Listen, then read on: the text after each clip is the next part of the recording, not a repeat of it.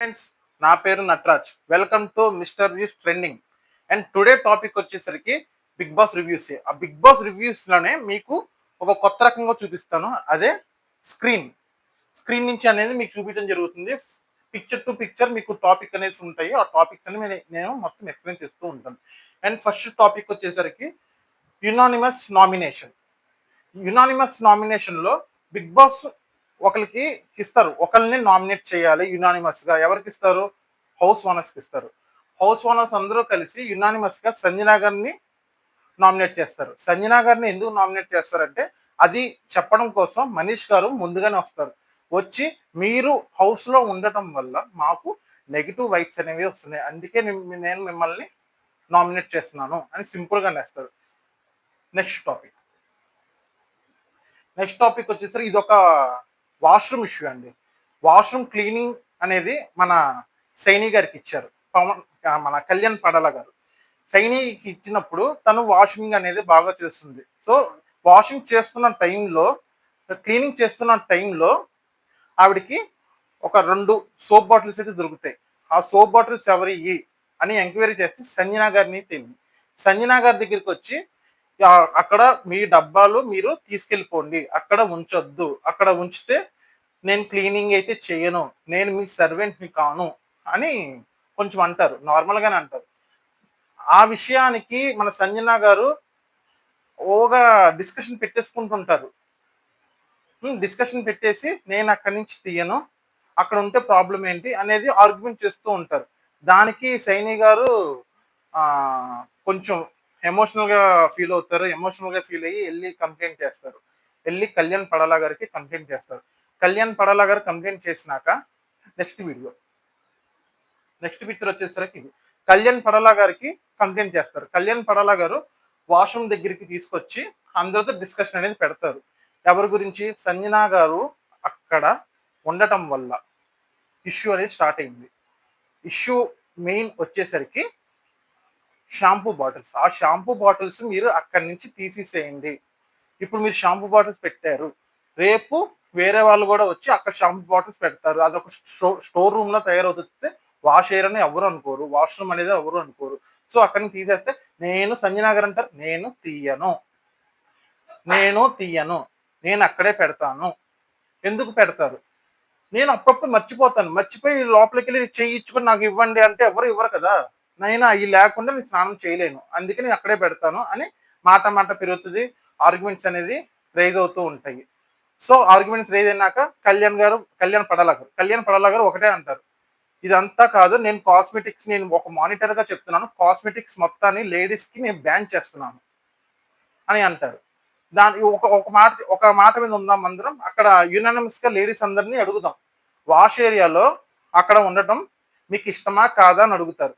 దానికి యునానిమస్ గా లేడీస్ అందరూ లేదు, ఎవరి వాళ్ళు తీసుకెళ్ళిపోండి, అక్కడ నుంచి మాకు వద్దు, ఎవరి వాళ్ళు తీసుకెళ్ళిపోండి, అక్కడ మాకు అవసరం లేదని చెప్పారు. దానికి కళ్యాణ్ పడాలి గారు ఓకే మేడం చేస్తారా అని యునానిమస్ గా అందరూ ఇలా అంటున్నారు, అక్కడ నుంచి బాటిల్స్ అనేవి తీసేసి ఎవరి వాళ్ళు తెచ్చుకోండి, ఓకేనా అంటే ఓకే, కానీ మీరు ఎందుకు ఇంత సీన్ ఎందుకు క్రియేట్ చేశారు అని కళ్యాణ్ పడాల గారు అడిగితే నాకు ఒక ట్రిగర్ అయింది. సైని గారు నన్ను నేను మీ సర్వెంట్ని కాను అన్నారు. నిజంగానే సర్వెంట్ని కానని మా సైని గారు చెప్పారు. సో నీ సర్వెంట్ కానీ నేను అక్కడ ట్రిగర్ అయ్యాను కాబట్టి నేను ఇంతసేపు నేను డిస్కషన్ పెట్టాల్సి వచ్చింది. సో అక్కడతో ఓకే మీరు చెప్తే నేను చేస్తాను. సో అక్కడతో టాపిక్ అనేది ఎండ్ అయిపోయింది, అంతా మంచిగానే ఉంది. నెక్స్ట్ టాపిక్ ఇది వచ్చేసరికి నామినేషన్స్ అండి. నామినేషన్స్ లో బిగ్ బాస్ వచ్చేసరికి నామినేషన్స్ టైం వచ్చింది, మీరు నామినేట్ చేసుకోవాలంటారు. దీంట్లో ఓనర్స్ అనేవాళ్ళు నామినేట్ చేయకూడదు. ఓనర్స్ ఎప్పుడు నామినేట్ చేస్తారో కూడా బిగ్ బాస్ చెప్తారు ఎప్పుడు చేయాలనేది. ఇప్పుడు వచ్చేసరికి అక్కడ టెరల్స్ ఉన్నాయి కదా, అక్కడ వచ్చేసరికి హ్యామర్ ఉంటుంది. అక్కడ బిగ్ బాస్ ఇద్దరిని సెలెక్ట్ చేస్తారు. ఆ ఇద్దరు పోటీ పెడతారు. ఎవరైతే పోటీలో ఓడిపోతారో వాళ్ళు డైరెక్ట్ గా నామినేట్ అయిపోతారు. ఎవరి చేతిలో? విన్నర్ చేతిలో. వాళ్ళు ఒక ఫొటోస్ ఇస్తారు, పగల కొడతారు, అంతా బాగానే ఉంటుంది. నామినేట్ అని డైరెక్ట్ గా అయిపోతారు. నెక్స్ట్ నామినేట్ వచ్చేసరికి వాళ్ళల్లో టెనెంట్స్ లో ఒకరిని నామినేట్ చేయాలి. టెనెంట్స్ లో ఒకరిని నామినేట్ చేసి వాళ్ళని పర్మిషన్ తీసుకోవాలి. ఎవరు పర్మిషన్? నేను నామినేట్ చేస్తున్నాను, ఒకరిని నామినేట్ చేస్తున్నాను, సో నేను పగలగొడదాం అనుకుంటున్నాను హ్యామర్తో వాళ్ళ ఫోటోని అంటారు. ఒకళ్ళ పర్మిషన్ తీసుకోవాలి. ఓనర్స్ పర్మిషన్ ఒకళ్ళు తీసుకొని, సో నేను మీకు పగలగొట్టొచ్చా? నేను నామినేషన్ కరెక్టా? కాదా? కాదనుకుంటే ఇంకొక నామినేషన్‌కి ఎళ్ళిపోవాలి డైరెక్ట్‌గా. ఓకేనా? ఇది బిగ్ బాస్ రూల్. సో ఇక మనకి ఫస్ట్ నామినేషన్ వచ్చేసరికి పిక్చర్ ప్లీజ్. మన రీతు గారు. అక్కడ చివరున్నది రీతు గారు. రీతు గారు, తనుజ గారు. వీళ్ళిద్దరూ కొంచెం వస్తారు. కొంచెం ఫాస్ట్‌గా రావడం వల్ల రీతు గారికి ఇక్కడ హెడ్ పక్కన కొంచెం డ్యామేజ్ జరుగుతుంది. స్పీడ్‌గా ఎళ్ళటం వల్ల. ఆ డ్యామేజ్ జరుగుతున్నప్పుడు రీతు గారు కొంచెం హెడ్‌కి కొంచెం దెబ్బ తగులుతుంది. దానికి మెడికల్ రూమ్‌లోకెళ్ళి బ్యాండేజ్ అయితే ఏస్తారు. తర్వాత వాళ్ళిద్దరికీ డిస్కషన్ అయితే జరుగుతుంది. నార్మల్ డిస్కషనే. అదంతా సాల్వ్ అయిపోతుంది. ఏముండదు. Next picture. ఇందులో గెలిచిందొచ్చేసరికి మన తనుజ గారు. తనుజ గారు హ్యామర్ తీసుకొని ఆల్మోస్ట్ రీతు గారు ఆల్రెడీ నామినేట్ అయిపోయారు. ఓడిపోయారు కాబట్టి. ఇప్పుడు నామినేట్ చేస్తుంది సంజన గారిని. సంజన గారిని ఎందుకు నామినేట్ చేశారంటే ఆల్రెడీ మార్నింగ్ జరిగింది కదా! Bathroom issue. Like washroom issue. Washroom issue గోరుతో పోయేదానికి గొడ్డల్లా తెచ్చుకున్నట్టు అయింది అన్నట్టు ఆవిడ ఫీల్ అవుతున్నారు. సో చిన్న విషయాన్ని అంత పెద్దది చేసి అంత డిస్కషన్ పెట్టారు. అది నాకు నచ్చలేదు. అందుకే నేను మిమ్మల్ని నామినేట్ చేస్తున్నానని చెప్పారు. దీనికి పర్మిషన్ కావాలి. ఎవరిది? ఓనర్స్‌ది. ఓనర్స్ దగ్గరికెళ్ళి కళ్యాణ్ పడాలా గారిని చూస్ చేసుకుంటారు. సో కళ్యాణ్ పడాలా గారు చెప్తారు. ఓకే. అది చిన్న చిన్న విషయాలని చాలా పెద్దది చేస్తున్నారు మీరు. అందుకే నామినేషన్ చేస్తున్నామని చెప్పి డైరెక్ట్‌గా వచ్చి ఆయన కొట్టేస్తారు. అక్కడితో అయిపోతుంది. Hence next picture. Ramu Rathod. Ramu Rathod అనేవారు గెలుస్తారు. ఎవరితో గెలుస్తారు తెలుసా? షష్ఠి గారితో. షష్ఠి గారు, రాము రాథోడ్ గారు ఇద్దరు వెళ్ళి టనల్స్‌లోకి వెళ్తారు. దాంట్లో రాము రాథోడ్ గెలుస్తారు. ఆ షష్ఠి గారిని కొట్టేస్తారు. డైరెక్ట్ నామినేట్ అయిపోతున్నారు ఆవిడ. తర్వాత నామినేషన్ వచ్చేసరికి మన సుమన్ శెట్టి గారిని చేస్తారు. సుమన్ శెట్టి గారిని చేసి ఆయన ఒకటే చెప్తారు. సార్ మీతో పోల్చుకుంటే మేమందరం కొంచెం యంగ్, కొంచెం బలంగా ఉన్నాం. సో మీరు కొంచెం బలం తక్కువగా ఉన్నారు. సో గేమ్స్‌కి కొంచెం ఎగనెస్ట్‌గా ఉండొచ్చు మీరు. సో అంత బలంగా లేరు కాబట్టి నేను మిమ్మల్ని నామినేట్ చేస్తున్నానని సింపుల్‌గా అనేస్తారు. దీనికి సపోర్ట్ వచ్చేసరికి ఎవరు నాకు తీసుకొచ్చేది హరీష్ గారిని. హరీష్ గారిని సపోర్ట్ తీసుకొస్తారు. సో హరీష్ గారు కూడా సేమ్ ఇలాగే అంటారు. మీరు చాలా స్లోగా ఉంటున్నారు. అందుకనే ఇలా జరుగుతుంది. అందుకే మిమ్మల్ని నామినేట్ చేస్తున్నాను అని అంటారు. దానికి ఆయన ఇచ్చే రిప్లై 2 డేసే కదా అయ్యింది. అప్పుడే మీరు నన్ను జడ్జ్ చేసేలాగా ఫర్దర్‌గా వస్తున్నప్పుడు చేస్తే బావుంటుంది అని మన సుమన్ శెట్టి గారు అంటారు. ఈ గ్యాప్‌లోనే హరీష్ గారు అంటారు. ఓకే. మీరేమైనా క్వెషన్స్ అడిగితే అడగొచ్చు. మిమ్మల్ని నామినేట్ చేశాను. మీరేమైనా క్వెషన్స్ అడిగితే అడగొచ్చు అంటే, ఏం లేదండి. సింపుల్‌గా అలా నమస్కారం పెట్టేసి చేతులు కట్టుకుంటారు. అంతా అయిపోతుంది. అదే గ్యాప్‌లో పక్కనే ఉన్న సంజన గారు ఏమన్నా ఉంటే చెప్పండి మీరు. అంటే నాకు తెలుగొచ్చు. ఆయన నాకు తెలుగులోనే చెప్పారు. అని ఒక మాస్ రిప్లై అయితే ఇవ్వడం జరుగుతుంది. సో ఈ మాస్ రిప్లై ఇచ్చినాక సుమన్ శెట్టి గారు కొంచెం ఏమన్నా గేమ్స్‌లో గనక బాగా పార్టిసిపేట్ చేస్తారేమో అని నాకు అనిపిస్తుంది. సరే నెక్స్ట్. ఇదంతా ఆల్రెడీ మనం చెప్పుకున్నామండి. నాకు తెలుగొచ్చు. నేను తెలుగులో మాట్లాడతాను అని చెప్పారు. ఇదొచ్చేసరికి బ్యాక్ బిచ్చింగ్ లాంటిదండి ఇది.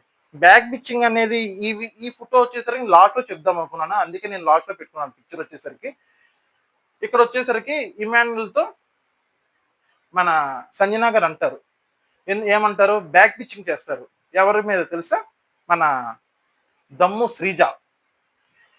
దమ్ము శ్రీజ మీద బ్యాక్ పిచ్చింగ్ ఎందుకు చేస్తారు? ఆల్రెడీ నామినేషన్స్‌లో ఉన్నారావిడ.